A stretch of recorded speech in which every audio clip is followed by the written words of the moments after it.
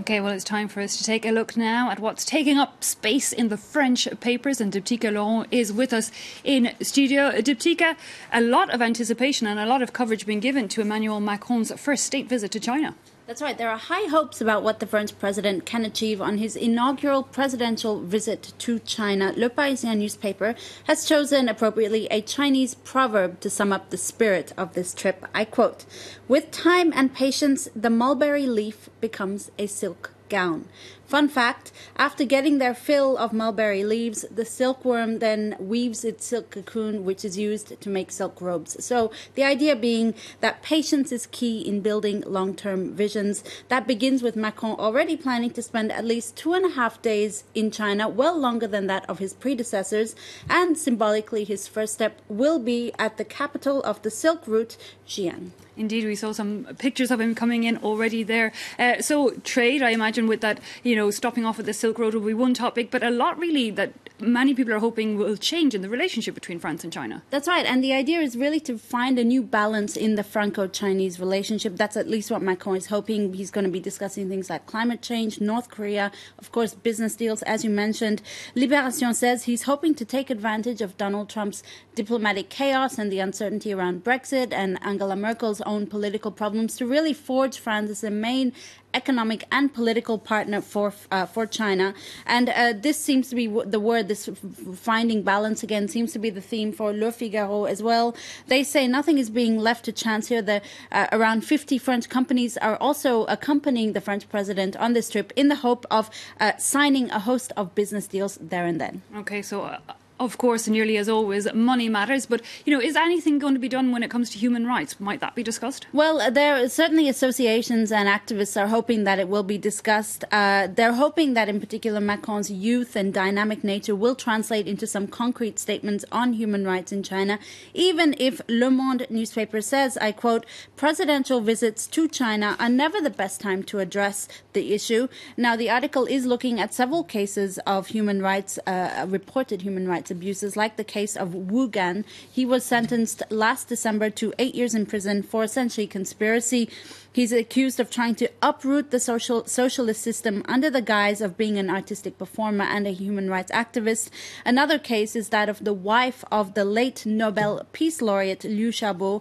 Mrs. Liu is not actually accused of a crime, but she's under house arrest because of her late husband's political activities. Indeed. So that's for Macron's trip to China. But of course, just before he left to China, he took part in a number of ceremonies marking the third-year anniversary since the attacks on the satirical magazine Charlie Hebdo. Ceremonies that continue. We have another anniversary today, that of the killing of a police officer. That's also getting coverage.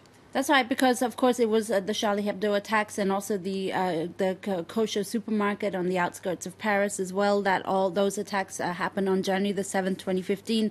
Sunday's commemoration, was a solemn ceremony, really in keeping with the wishes of the victims' families. Macron and other French officials attended services at the various sites.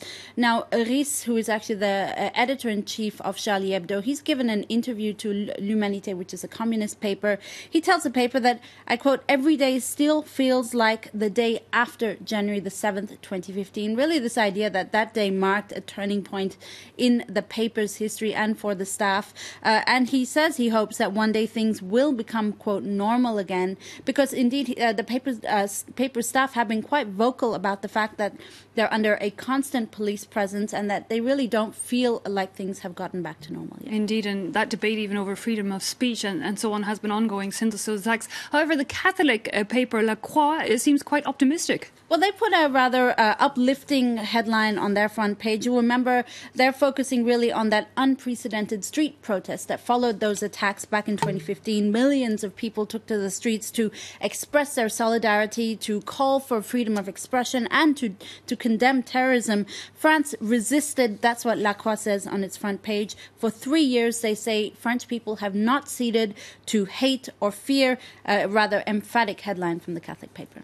Okay, and finally, Diptyka, for the French papers, also making some of the front pages is the passing of an iconic French singer. Well, her name was France Gall. She wasn't really well known to the Western world. She was quite well known on the African continent and, of course, here in France. Anyway, her death has sparked a lot of emotions, obviously coming just a month after Johnny Hallyday. They were sort of around the same age. They were really well known in the 60s and 70s and so forth. Let's look at Le Parisien newspaper, which says on its front page, C'était notre France. She was our France, if you like, a play on words there of France, her name, and France, the country. The paper's looking back at her decades-long career. Évidemment, that's what Libération says, in reference to one of her biggest hits, Évidemment. And now the tears. That's a headline from 20 Minutes on its front page, paying tribute to some of her greater songs like Évidemment, but also Ella Ella, which is actually a tribute to the jazz singer Ella Fitzgerald. France Gall, one minister, has said, embodied the free spirit of post-war girls. Interestingly, she won the Eurovision contest in 1965, representing not France but Luxembourg, and she went on to collaborate with hit singers like Serge Gainsbourg. Indeed, he wrote a number of her songs, I believe. Okay, Diptyka Laurent, thanks very much for that review of the French papers. Well, still to come this hour, our Focus Report, which today looks at immigration between Ukraine and Poland. An estimated 1 million Ukrainians have crossed the border to work, leaving companies in their home country at a loss and bringing the Polish government under criticism for using them as an excuse not to take in asylum seekers from Syria and elsewhere. One to watch in the next half hour.